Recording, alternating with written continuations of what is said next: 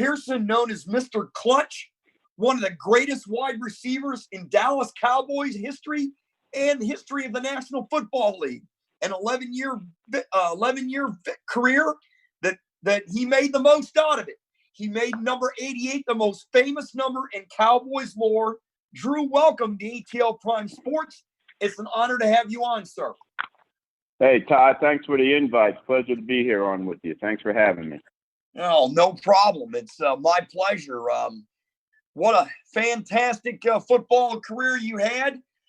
You grew up in South River, New Jersey. You went to South River High School and you played wide receiver. And your quarterback, this was unbelievable, was Joe Theismann. I'd forgotten about that, who later became your rival in the NFL with the Redskins. And then as a junior in high school, you succeeded Theismann at quarterback. What was it like to play with Joe, number one? And number two, who was the better quarterback? Was it you or Joe Theismann? I've never been asked that question. I've been referred to that quite a bit, having played high school football with Joey. Joey was a senior when I was a sophomore. So he's a couple years ahead of me. He wouldn't let me, we weren't able to hang with those seniors. So didn't hang around him much. But on the field, the ball field, baseball field, he played shortstop. I played second base. In basketball, we were the backcourt. And of course, in football, when he was there, he was the quarterback and I was the wide receiver. And I also started at safety, free safety on defense. But Joey was a hell of an athlete in high school. And everybody thought initially he was going to go to North Carolina State because our coach at that time was a North Carolina State grad and he had been a quarterback at North Carolina State. And so everybody thought Joey was going to go there. He had been leaning there. But all of a sudden, Notre Dame came into the picture, took a visit out there, and that was it. The Catholic from South River ended up being the Catholic at South Bend, Indiana. But I was the better quarterback. I'm just saying. Hey, I bet you could scramble around a lot better than he could. Oh yeah, but he could scramble. Now, my first pass I ever caught in high school, I was a sophomore. I started my first game at wide receiver. The first pass I caught was a touchdown pass from Joey. Back then it was Theismann, okay? I caught a touchdown pass from Joey Theismann, and guess what, Todd? It was a 60-yard touchdown pass, and I caught the ball standing in the end zone. And he was scrambling to his left when he threw the ball. That's how bad he was in high school. So he was pretty good and turned out to be a pretty good pro. And we're still friends. We text each other quite a bit. We never text when he was on the Redskins when I would play with the Cowboys, but now in our lives after football, we stay in touch with each other, which is pretty cool. I think that's awesome. You know, in high school, you did letter in baseball and basketball. Did you have a chance to play these sports at the collegiate level? Yeah, I had a chance to play baseball. That's why I went to Tulsa. Tulsa had a great baseball program, and their baseball program was under Gene Shell. Their coach was going to College World Series on a regular basis. They were having players drafted on their team going by pro baseball teams, and so Tulsa was going to allow me to play baseball. Baseball was always my favorite sport growing up as a kid. And I loved it. I played it all the time. I used to take whoopings from my mom to go play ball. And if they needed to find me, they could find me at the ball field playing baseball. So that was always my first love, and I always wanted to continue playing that. I chose Tulsa over Nebraska, and the main reason wasn't for football, obviously. It was because Tulsa had a very good baseball program. But when I got there, I never played baseball, started at quarterback my sophomore year, started at quarterback on the freshman team, was captain on the freshman team, and then started at quarterback on the varsity. So I gave up baseball for that commitment to football. You mentioned playing quarterback in college as the sophomore. You were moved to wide receiver. Were you disappointed with the position change? Oh, no, I wanted it. You know, now I made my commitment to football. And Todd, I knew I was going to be an NFL quarterback, okay? I just didn't have the skills to be an NFL quarterback. I was a good high school quarterback, Pretty good college quarterback, but definitely not the skills to be a pro quarterback. So I asked the coach, who was Claude Gibson at the time, if he could move me to wide receiver. And we went into spring ball with me at quarterback, but he had two other guys he brought in from junior college, one from California, one from Texas, and they had pretty good spring. So he thought it was okay for me to move to wide receiver. So that spring, after that spring, that season, going into my junior year, I started at wide receiver. Caught 22 passes, Todd. It was lonely out there. It was lonely out there. As a senior, you caught 33, and it was a run-oriented offense. That's still really good numbers, despite being in a run-oriented offense, and especially at 20 yards a catch per reception for your career at Tulsa. Yeah, that was the key. The thing is, we didn't throw the ball very often. Like you said, run-oriented. And when you did throw the ball, it was kind of a sprint-out type passing game.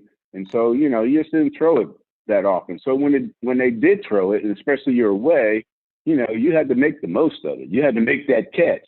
And not only make the catch, but try to get some yards after contact. And thus you had the 20-yard average. And that's probably what caught the eye of some of the scouts as they came to Tulsa and wanted to work some of us out. It was not so much the number of catches I had, but the average per catch is what probably caught their eye. Well, you can stretch the defense doing that. There's no doubt about it. You received the University President's Award as the team's quote-unquote best-spirited and most unselfish member. And in 1985, you were inducted into the Tulsa Athletic Hall of Fame. What does this mean to you? Oh, it means a lot, because, here's a skinny-legged kid from South River, New Jersey, going to Tulsa, Oklahoma. And when my father took me down there to enroll me into the first semester, he was supposed to stay a weekend. We flew in on Saturday. He's supposed to go back on Sunday. He ended up staying a whole week. And the last thing he said, "Son, you sure you want to stay here?" He gave me the opportunity to quit or move on to something else. And he never allowed us to quit anything. So he saw that it was a little different, a little concern for me being there. But going from South River to that environment, it expanded my horizons. It expanded so much as far as what I know now today, being around other people than the people you grew up with and things like that, people from all parts of the country. So to go through that kind of experience with those kind of adjustments and then come out on the other end to have a pretty successful career warranted to be in the Tulsa Hall of Fame, which led to the Oklahoma Sports Hall of Fame. So now you got a kid from South River, New Jersey, and not only in the Tulsa Sports Hall of Fame, but the Oklahoma Sports Hall of Fame, along with the Texas Sports Hall of Fame. So that's pretty cool. It's pretty cool how it all turned out. You definitely made your way around. And, despite all the accolades, in 1973, you were signed by the Dallas Cowboys as an undrafted free agent. You made the Cowboys via the special teams, and you eventually got a chance to start, and your career took off from there. Explain what training camp was and everything that got you to where you needed to go to start for the Cowboys at receiver. Wow, training camp was tough. My brother, God rest his soul, he played defensive back at Western Kentucky. He got drafted in the 17th round by the Cincinnati Bengals. And about the week before training camp, he put his hand through a window trying to unjar it and hit it, and his hand went through. He cut up his wrist, but he went to training camp anyway, and he made it to the final cut. Didn't make it, but that experience gave him the experience, or gave him information to tell me what to expect going into training camp. And whatever he told me wasn't enough, because once I got to Dallas, Tom Landry's training camp, man, it was tough. We had a week of rookie camp. There was 100 rookies there, 17 draft picks, and the rest of us, like myself, were undrafted free agents. And we all tried to make the team. We all felt we were the ones and all that. And I flew into LA, getting ready to go up to Thousand Oaks for training camp. And There's a guy there in a cowboy T-shirt. He greets me. He says, "Get your luggage and get on the bus." And he said, "We're going to wait for the rest of the guys." So about an hour or so later, the bus finally fills up, and we head to Thousand Oaks. And man, it was nothing I ever expected. I know, I'm tough. I've worked out. I worked out in Jersey before I went there in that humidity and stuff, and I thought I was in great shape. But man, Coach Landry's practices, the two-a-days, what he was trying to do in rookie camp was trying to get people to quit, okay? And the way to do that was to bust your butt out there on the football field and then to grind you at night in the meetings and stuff like that. He wanted to see who could take it. At the end of that rookie camp of that week, of the 100 people that were there, 50 of us were left. And most of them quit themselves. They didn't get cut. They quit. And so now the veterans come in, and now you're way behind and trying to keep pace with them. And you're in awe of these guys because you just got through watching these guys the year before on TV and stuff like that. And now you're in drills with them and going against the defensive backs like Mel Renfro and Cornell Green and people like that in practice. And you're like, man, this is something else. But, I just kept doing things each day to catch the coach's eyes, to stay in their minds. And, one thing just led to another. And then we got to the preseason, and I just started having good games. Every opportunity they gave me, whether it was punt return or kickoff return or they're out there as a wide receiver, fortunately, I was able to make most of those opportunities. And then here's the deal, Todd. When it came down to the final cut, the Cowboys put me on waivers. They cut me. They had 24 hours to recall me.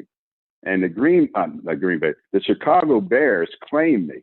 But the Cowboys recalled me within that 24 hours. And I'm like saying, wow, okay, thank God for that. Because it's either Roger Staubach or what, Bobby Douglas, I remember. Like So I was so thankful for that. And that was a blessing that the Cowboys called me back. And when I found out I made the team, me and Harvey Martin were best friends. We roomed together because alphabetically we fell to each other, M and P. So when we found out, we were just ecstatic and elated. And then along with Billy Joe Dupree, he was part of our group that made it as well, coming in 73. Wow. You got your Mr. Clutch nickname. Roger Staubach helped that out. You became famous for the Hail Mary play, set the scene for us in that playoff game against the Vikings in 75. Well, 75 was the year we got back to the playoffs. My rookie year in 73, we made the playoffs. We lost to the Minnesota Vikings at Texas Stadium. And then the next year in 74, we had a lot of players move on for whatever reason. I think the WFL was coming to fruition at that time. And players were getting contracts, but people were moving on. And so we had a big hole in our roster. And so we didn't make the playoffs that year in 74, but I didn't make All-Pro. I was the only Cowboy that made All-Pro that year, my second year in the league, 62 catches for over 1,000 yards, my second year in the league. And then, everybody thought because we didn't make the playoffs in 74, everybody thought going into 75, that was going to be a rebuilding year for the Dallas Cowboys. And that year, we had 12 rookies make the Cowboy roster in 75. Going into 75, they called themselves the Dirty Dozen, led by Randy White and Thomas Hollywood Henderson. They were the 2 number 1 draft picks. And so everybody, really didn't give us much chance going into that season. But we made the playoffs as a wild card team. We were the only wild card team, so we had to go to play the team that had the best record in the NFL or in the conference, And then that was Minnesota. And so we had to go up there to play the Vikings in December 28th, 1975, about 3:30 in the afternoon, the frozen tundra of Metropolitan Stadium. And no one gave us a chance. But it was a knockdown, drag-out, dirty football game. I mean, physical football game. Ali Frazier, Norton Frazier, one of them kind of battles. And we had the lead at halftime, 14-10. They finally scored in the fourth quarter to make, we had the lead at halftime, 10-7. They scored to make it 14-10 finally in the fourth quarter. And now we got about a minute or so left, no timeouts. We had to get a touchdown to win the game. We moved the ball downfield to a third down situation. I caught a third down pass on the left side of the field on Bobby Bryant for a first down, about 12 yards, 15 yards, something like that. That's the only pass in that drive. I caught 4 passes in that drive for 91 yards, including the game winner, including the Hail Mary. But that's the only pass in that drive I caught on the left side. We were doing everything on the right side, attacking Nate Wright on the right side because he played more of a man. Even though they were in zone, when you came into their area, they picked you up man. So he would bite on the counter routes. You get on the other side with Bobby Bryant, number 20 over there, he was a cluer. You can run in and out, zig and zag all you wanted, but he's not looking at you. He's looking through you to the quarterback, and he's reacting more to the quarterback than you. So the counter routes didn't work on Bobby Bryant. We got bogged down with a 4th and 18 situation, and Roger told me to run a post corner on Nate Wright. I ran the post corner, came out on the corner, and caught it for 22 yards on the first down on 4th and 18. I remember we don't hit that. Remember that one? We don't hit that Yes, I one. do. There is no Hail Mary, Nate hit me on the sideline as I was catching the ball, and he forced me out of bounds, but the force out rule was in effect at that time. And so it was still a catch, even though I didn't get my feet in bounds. So anyway, we get back to the huddle, and we're on the 50, no timeouts. And Roger says, "What do you got?" I said, "Right, you got to run something to the other side." I just caught a third down pass, a fourth down pass. So he threw a swing pass to Preston Pearson. He dropped the ball, and that turned out to be a blessing because now the clock is stopped. We get back to the huddle. Roger said, "Drew, what do you got?" I said, "Roger, let's take some shots." He says, "Good, run a turn-in takeoff this time on Nate Wright." The turn-in route was our favorite route.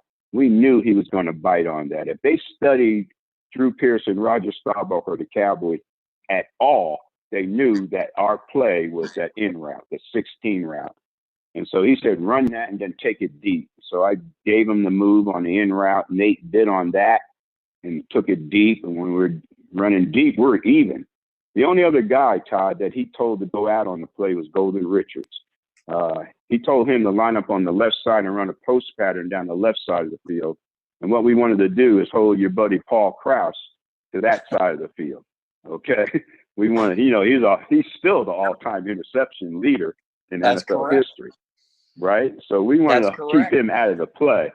You keep him out of the play, now you're man-to-man on Nate Wright. So when Roger snapped the ball and he dropped back, he pumped Golden to the post. I mean, he had to sell it. And when he sold it, Paul bid on it just enough so that now I'm man on Nate. When I came out of the break, I had a step on Nate. I looked back at the ball was underthrown. I tried to make the comeback to catch the ball and use that inside move that we call the swim move.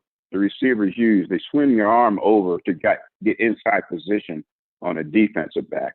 And in doing that, there is contact. There's no doubt. We were playing football. I'm sorry. Okay. This wasn't tennis or golf. Okay. And this was a heated battle on national TV and playoffs and all that implication. So in bringing that arm around from my right arm from the outside to the inside, the swim move, I made contact with Nate Wright, and Nate Wright kind of went down. The ball hit my hands and went through my hands and ended up sticking between my elbow and my hip. And I looked down and said, "Oh, Lord, I caught the Hail Mary. Let me get in the end zone." And the last image I remember before I turned and ran into the end zone was Paul Krause hustling back over there to try to make the play. And then he saw he couldn't make the play. And next thing you know, he's yelling at the ref, trying to get a pass interference call. And we know you didn't push off, right? You didn't push off. No push. No push. Contact. Football contact. That's what we call it. Michael Irvin, remember him? Yeah, of course. Now, I'm a Cowboys fan. He did right. Some of the things he did out there, now that was blatantly pushing off. Okay, but I didn't. I have yet to run into a Minnesota fan to give me any credit for making that play, which I understand. Well, no, I understand. So I've got a very good friend of mine here that is a Minnesota fan, and I needle him a little bit on that play from time to time when when I need to. So he's been reminded, that's for sure. You had 3 plays that were named among the top 75 plays in NFL history by NFL Films back in '94. Explain the other 2 besides the Hail Mary, because they were big time plays and big time moments. I would think Thanksgiving Day game against the Washington Redskins. Right, the backup quarterback, Clint Longley. Yeah, when Clint came in, that might be one of them. But I don't know, maybe Tony Dorsett's 99-yard touchdown run. I threw that last block to spring him around the final defensive player. But I don't know what other plays it could be. I made so many clutch catches. Yeah, I know. I know. The other one I was thinking of was the oh gosh, now I'm forgetting it now. That's unbelievable. I let me see. I know what it was. I made a note here. It was the '74 Thanksgiving Day game, and then it was the other one was in oh gosh, where'd it go? Oh gosh, 1980. I forgot, man. That's but the play with Tony Dorsett. You remind Tony? Yeah, that's the 99-yard run. Right, the 99-yard run. Do you remind him that, hey, you wouldn't have gone the 99 yards had I not made my block? Oh yeah, I remind him all the time, and he knows. And we as receivers with Coach Landry's offense, you had to block. All right, if you don't block, you don't play. He don't care how many balls you can catch or how you can catch them or whatever. If you're not a total team player out there, and like you said, running game was what it was all about back then. We ran first, and then we threw the ball if we had to. But receivers had to block, and so I was out there hustling. But I had no idea Tony would bust through there when he did, because when we got that ball there on the 1-yard line, we had a little confusion who was going to be in the game. We had Ron Springs and Dorsett in the game, and then for some reason, Ron Springs left the huddle thinking somebody else was coming in and take his place. We ended up running that play with 10 men on the field.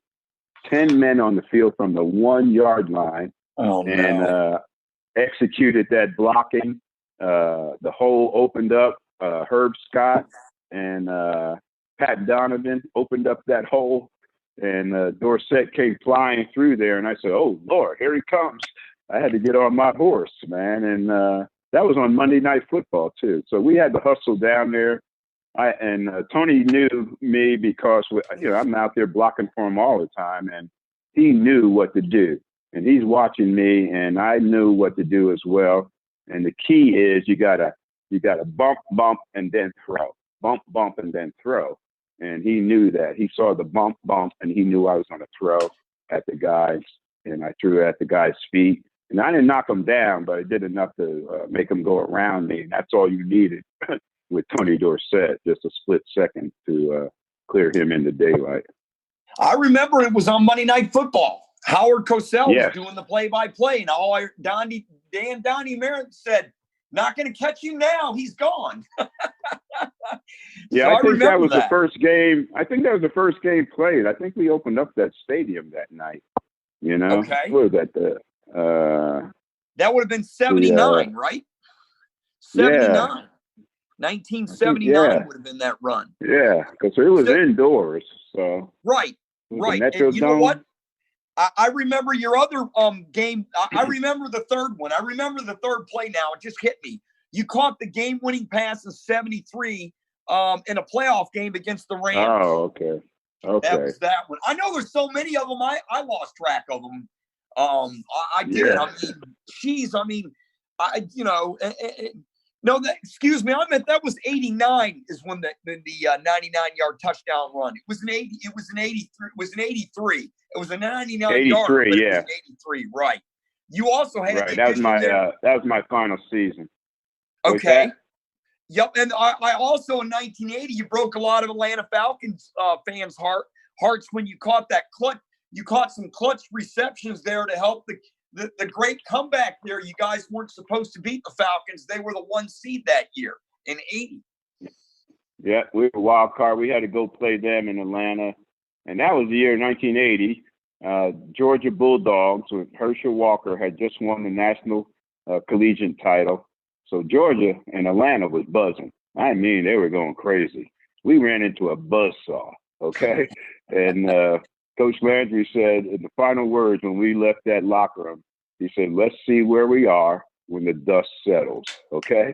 When the dust settled, we were down 14-0. And the crowd was going wild, man. But you know what, Todd? What a great feeling was as the game continued into the second half, and you could tell the momentum was changing, and then you could tell the crowd getting quieter and quieter, and more nervous, while you were trying to make this comeback. And I ended up catching the 2 passes from Danny White in the final 4 minutes of that game for us to pull that thing out. They got a little conservative. They were drilling us. Alfred Jenkins and Brodkowski, they're tearing us up. William Andrews, Big Junior Miller, those guys, Steve they were tearing Bartkowski, us the up. quarterback. Steve Bartkowski. Yeah, Yes, Steve Bartkowski, yeah. Mm-hmm. He was good, man. He was slinging it. Man, in today's game, he'd be a big-time quarterback, but, we didn't throw that much then. But they did under Lehman Bennett. But they got conservative in the second half, and then they felt the Cowboy presence. And once they felt the Cowboy presence, what? That game was on NFL it was all Network over. but a couple of days ago. They showed it. Yeah, they showed it on I NFL saw Network. Yeah. I was watching it too. You played in 3 Super Bowls with the Cowboys in your 11-year career.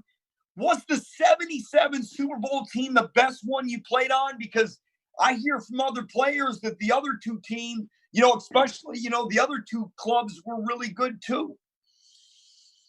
Yeah. When you lost to Pittsburgh. Pittsburgh lost it then twice. In 12, we won. We beat Denver. Right. But Super Bowl 10 going against Pittsburgh, that was the Hail Mary game that got us there. We beat the Vikings and then went to L.A. and annihilated the Rams out there. Preston Pearson had 3 touchdowns in that game. They were paying too much attention to the wrong Pearson, and the other Pearson showed up and led us to the Super Bowl. But we went to Miami to play the Steelers, and they were heavily favored. We were the team of destiny. No one gave us a chance. But we played them close and ended up losing 21-17. Then we didn't go. And then the next year we went back to 12 and won it, beat Denver. But, yeah, that probably was the best team. But that same team stepped on the field for Super Bowl 13. Super Bowl 13. And, we just couldn't get over the hump against the Steelers, 35-31. We lost that game. And that was a knockdown, drag-out football game. But, yeah, the experiences of going to the Super Bowl, that's the best. If you're going to play the game, you want to reach that pinnacle. You not just get there. You want to get there and win. And there's a lot of teams that get there just don't get over that hump. So you feel fortunate to go 3 times and win 1. But you feel also that you should come out of there with a few more victories. No doubt about it. 1979, you and Tony Hill became the first wide receiver duo to have 1,000-yard receiving seasons in the same year. That, again, is an incredible achievement in a run-oriented era. Yeah, and Tony Hill and I prided ourselves on yards after the catch, We didn't like those little 5-yard routes and stuff like that. We wanted to get downfield. And then once we caught the ball, we wanted to do something with it after we caught it. I remember Howard Cosell always saying on Monday Night Football, the action just starts when Tony Hill touches the football, That's right. And it's true, He used to make big plays. He finished his career with 16.8 yards per catch, and I finished my career with 16 yards a catch. And we prided ourselves on that. We wanted to get downfield and make plays and get some yards after the catch. but Dorsett also rushed for 1,000 yards that season. So we had 3 guys. That was first time in NFL history that 3 guys on an offense had done that.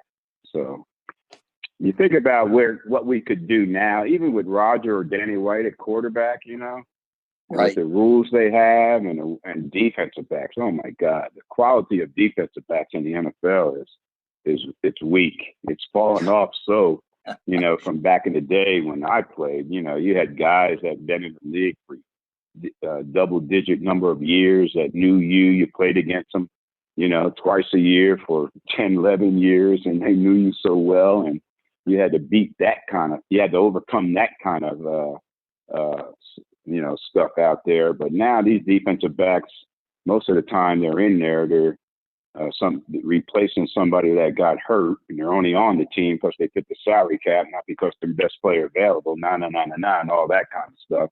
Sure. And then, you know, they get exposed now. They get exposed now a lot more so because teams attack them. They find weaknesses in that secondary, and they attack those weaknesses now. And I guarantee you, in each and every NFL secondary, there's some weaknesses there. I tell you what, Drew, the accolades for you is incredible. The Super Bowl championship. Been to 3 Super Bowls, 3-time Pro Bowls, 74, 76, 77, 3-time first All-Pro, 74, 76, 77, second team All-Pro, 75, 1970s All-Decade team, NFL receiving yards leader in 77, Dallas Cowboys Ring of Honor. I mentioned the All-Decade team with all these accolades. How in the world are you not in the Hall of Fame? You're the only one from the All-Decade team that's not in the Hall of Fame, and I'm still flabbergasted by it today. Yeah, I am as well, you know, and it's hard for me to talk about it because when I do, you know, and sometimes I end up talking about guys that got in ahead of me. And It's not that they're not Hall of Famers, because they certainly are. The only thing I say is if they are, then I know I am too.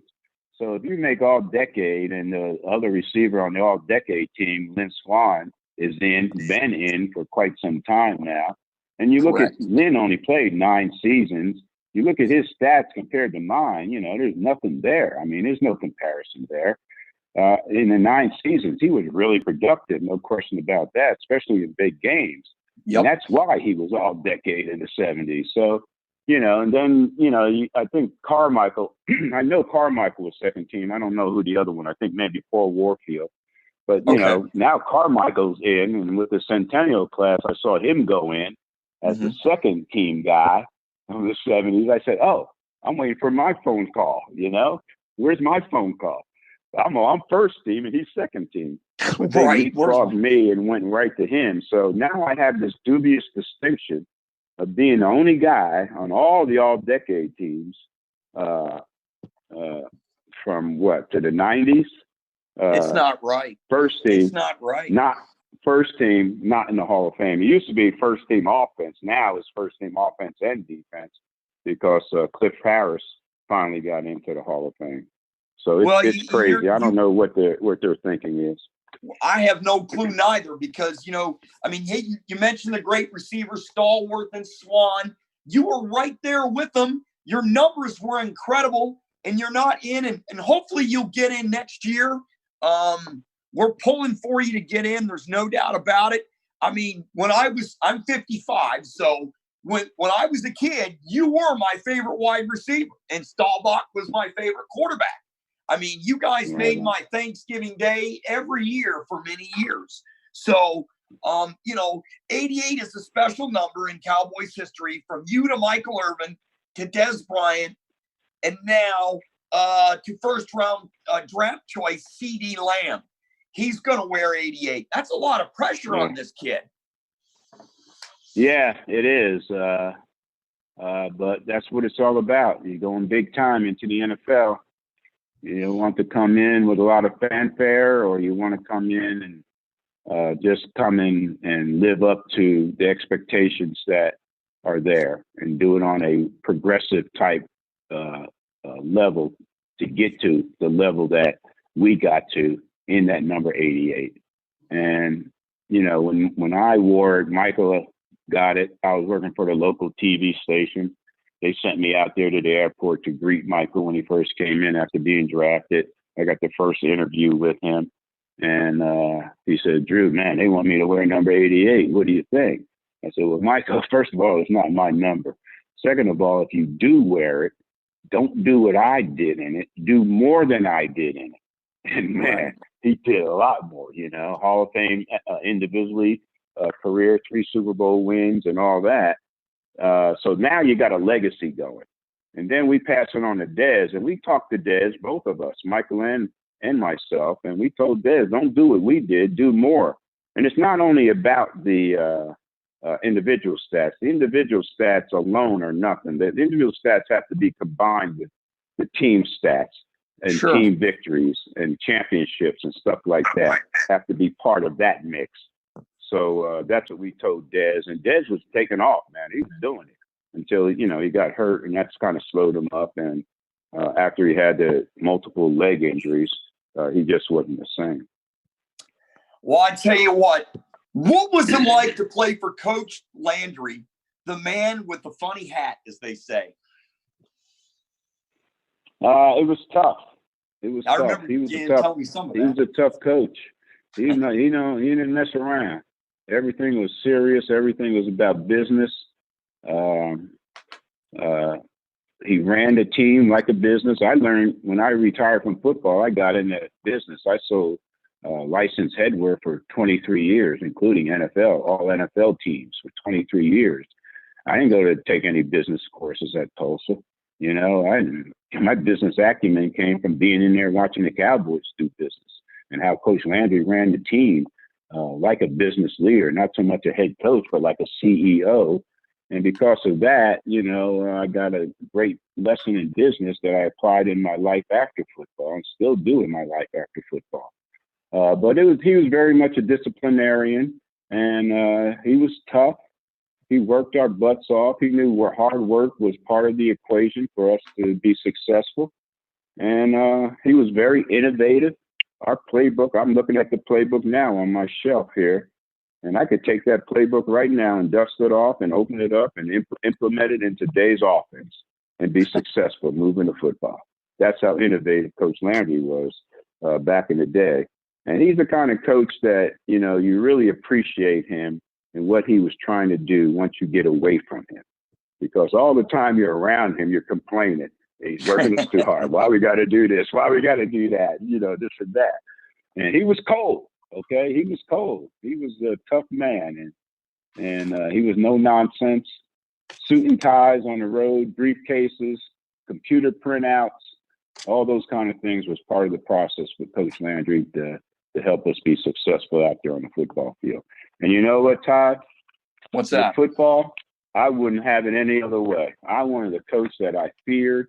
I wanted a coach that was all about discipline, and that kind of stuff motivated me to perform out there on the field. That's what I wanted. I didn't need a coach to be a buddy. I had enough people to go have a beer with, especially when you become a Dallas Cowboy. They say success is relative. The more success, the more relatives. You find out how many relatives you have when you become a Dallas Cowboy. But anyway, I didn't need him to be a buddy. I just needed him to be my coach, and he earned everybody's respect by the way he did the things he did and the way he carried himself. He talked the talk, he walked the walk. And I'm a better man today because he was one of my main mentors in my adult life coming out of Tulsa. So I'm around him every day for 11 years and 1 year as a coach. And so he formulated a lot of the things that I believe in now as a grown man in my life after football. You played with 2 great quarterbacks, Roger Staubach, they nicknamed him Captain Comeback.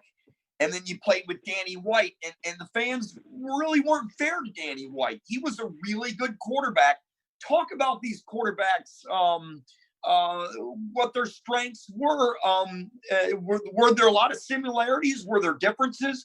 Talk about these quarterbacks. Yeah, there's a lot of similarities, but at the same time, there are differences. Roger was Heisman Trophy winner coming out of college, and had to do the time, service time before he came to the Cowboys. So he came to the Cowboys a little older, a little more mature than most people come when they come to the NFL.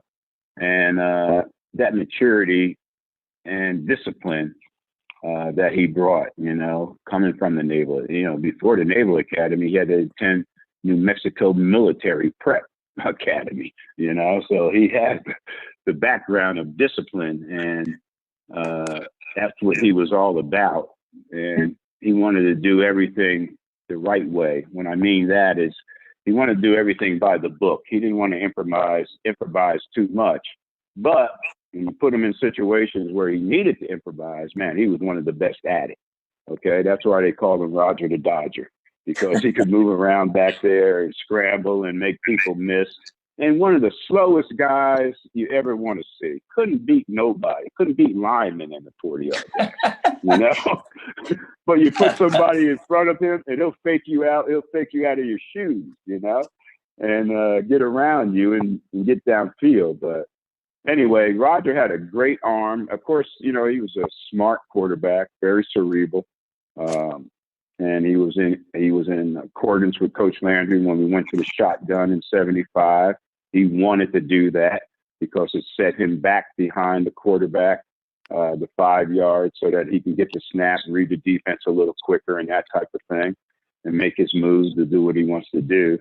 And so, but he controlled the football. One thing he never ever got enough credit for is his ability to throw that football tremendously strong. He had a strong arm. And, the first time I went to work out to a mini camp after I signed as a free agent, and now I'm catching balls from Staubach, Jack Cannon, and who else was out there? Craig Morton. And man, these guys are zipping it, and I'm known for catching everything. Okay, ball hit my hand, it's there. Okay, I went to that mini camp for 2 days, and I dropped more passes than I ever did in my life. And I had to go back to Tulsa and strengthen my hands, get in the weight room, to gain some strength just to catch the football from these guys. But Roger brought it the hardest, and he was very accurate in doing so. But, the never say die attitude, the command of the offense, the command of the team, the leadership is second to none. So how do you replace that? Well, the only guy I can think of to replace that is a Danny White. Okay, Danny White sat behind Roger for a number of years. He's in the system. He's the same kind of guy, same kind of guy off the field, well respected and all that kind of stuff. And he talked the talk a lot, but he walked the walk. He did the right things too, and he was very smart. He was very cerebral out there. He grasped the offense in no time. And Roger would throw the ball. When you ran that 16 route and you broke in there 15 to 20 yards, depends on where the that defensive back was playing you. When you broke in there, you knew that ball wasn't coming yet. You knew you were going to take a couple steps to get separation from that defensive back before Roger threw the ball. He had so much confidence in his arm that you could do that. And then he would throw it. And then you would make the catch and still have time to brace to take the hit. Now, when you ran that same 16 route with Danny White, when you broke, that ball was already in the air. Okay, Danny's throwing more on anticipation that you're going to be in the right spot. Because he had a strong arm, don't get me wrong, but he didn't have the arm strength Roger had. So he threw more on anticipation. So now you're at that 15 to 20 yard break point. You break in there, you better look for that football because it's coming. And it usually was right there. When you look at that film against the Atlanta Falcons in 1980, when I caught that second touchdown, he threw that ball to me before I even made my break to the post.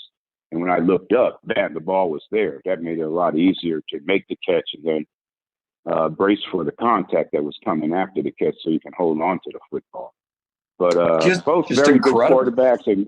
And Todd, very blessed to play with two good quarterbacks throughout your career. I begged Roger not to retire, okay? It wasn't that Danny White couldn't play, but I begged Roger. He was my guy, okay?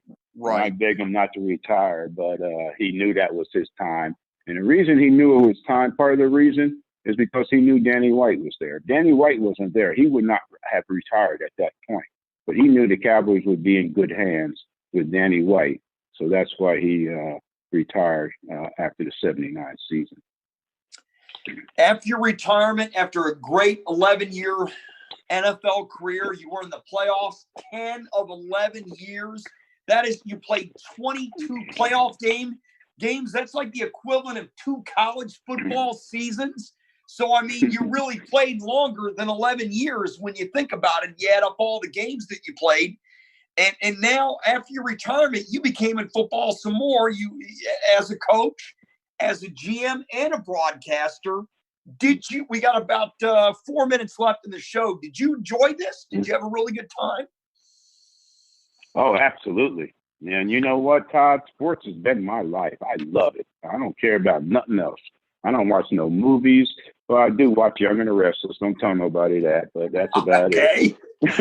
But other than that, it's sports. And that's the way it was as a kid. And for you to be able to grow up, get a scholarship to college, and come out and have a career in the NFL, and then have something to fall back on in your life after football, getting opportunities, but with the XFL or Indoor Football League or coaching with the Cowboys and all related to sports. Even in my headwear business, I'm selling baseball caps. I'm selling NFL, NBA, Major League Baseball, colleges, universities, and that's all related to sports. So sports has been the theme of my life, and I wouldn't change it for anything, because that's what Drew Pearson is all about. I remember you were the general manager of the New York, New Jersey Hitmen during the only season of the XFL. I mean, that's incredible. Midway through the season, you began attending games from the sideline and talking with the announcers because the head coach at the time, Rusty Tillman, refused to do it. Yeah, I went down.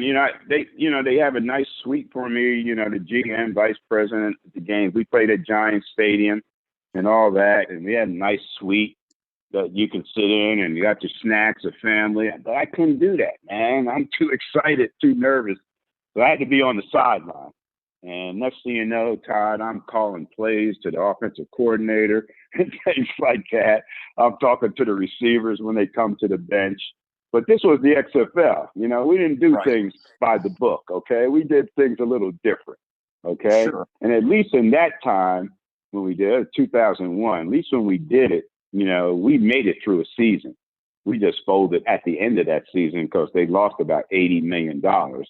And that's why they ended up folding the lid. But this time around, they couldn't even make it through a season. Now, they blame it on the COVID thing and all that. But, I got a feeling their attendance and their production costs and everything wasn't meeting what they needed to keep the cash flow that they needed to keep that league afloat.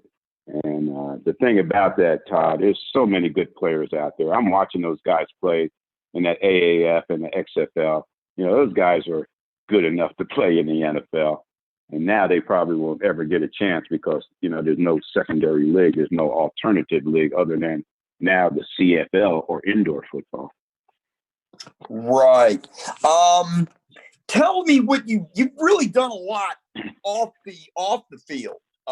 You've done a ton off the field. Tell us about, the higher purposes, the charities, all the charity work that you've done in your life, because the list is many. Yeah, I've done. I had the opportunity, take advantage of the name, likeness, and presence to help a lot of causes, a lot of efforts, a lot of people along the way. And because being a Dallas Cowboy, your popularity, you have the ability to lend your name to something, and that name will spark people to support that event, that charitable event, whether it's a golf tournament or a gala or an autograph signing or something of that nature. So, you feel blessed that you're able to give back like that, because I don't know if other athletes feel like this, pro athletes feel like this, but, I feel a little guilty, sometimes for making it. And, you see other people struggling. You see ones that don't make it. You see my brother, who didn't make it and I made it. It's just that fine line So if you're there, you want to take advantage of the opportunity that you had to do something to help other people. And if you do that, then you're doing what God wants you to do, and that's important. But I've involved in a lot of things with cancer. You know, I've lost a dad to cancer. I've lost two sisters to cancer. Anything with heart disease. I lost a brother to heart disease, mother to heart disease. So, you know, anything of those kind of nature charities, that it's natural for me to want to get involved. And the people here in the Dallas area know that, and they call on me, and I have no problem with that, because I tell them, call my name and I'll be there. And the only other person I ever told that to, Todd, was Roger Staubach. Call my name and I'll be there. Okay. But I just feel blessed I have these opportunities to give back to the community in so many ways. And I'm proud of myself that I take advantage of the opportunities and use my name, presence, likeness in a positive way. Well, I just want to say thank you for all you've done for the Dallas Cowboys, the National Football League. I thank you for your time for this interview, sir. This is an absolute pleasure for me to interview you, along with Too Tall Jones. I had the pleasure of doing that. I wish you the best of luck. I hope and pray you get in the Hall of Fame, because you should already be in the Hall of Fame. There should be no doubt. And I'm betting next year you're going to be in. Well, thanks, Todd. I hope that works out. And if it does, it'll be God's call, and I'll be ready to answer that call. But also let people know, Todd, everybody with this COVID, I hope everybody stays safe out there. And we got to make these adjustments and listen to what people are telling us to do, and keep that social distancing. As a matter of fact, that's what the defensive backs used to do with me back in the day. Social distance. You made them look like they were social distancing. You went by them all. Right. And Todd, now I'm doing some virtual appearances. So good. Spread that word out there, where you can't go in. You used to go in and do a speech presentation and autograph signing and all that kind of stuff. So now we do virtual, where I go into a company and a business and talk to their people via Zoom and that type of thing, and encourage them to fight the tough fight. That's what we're doing right now. That's what it's all about. Well, thank you so much, sir. If you get a chance, check us out on Twitter. You can check myself out at Quarter Todd on Twitter, also at ATL Prime Sports. I followed you for a long time on Twitter, and you had a remarkable, in my opinion, a Hall of Fame career, and I wish you nothing but the best of luck. You were one of my favorite players growing up, and sir, stay safe out there, and maybe we'll talk to you down the road again. All right, let's do it, Todd. I enjoyed the conversation. Thanks for having me, buddy. Thank you, sir, and have a great day. That is Drew Pearson, 11-year NFL career with the Dallas Cowboys, America's team. He was Mr. Clutch. The accolades, we've mentioned it, and just an incredible, really nice person, down to earth. And we hope and pray that he gets in the Hall of Fame next year, because there's no doubt he deserves it. I want to thank Mary Barnes Knox of LST Marketing. She's the director, athlete and talent marketing there. She's the one that helped me set this interview up, and I owe everything to her. Thanks a lot, Mary, for doing that. Best of luck to you, and you stay safe too.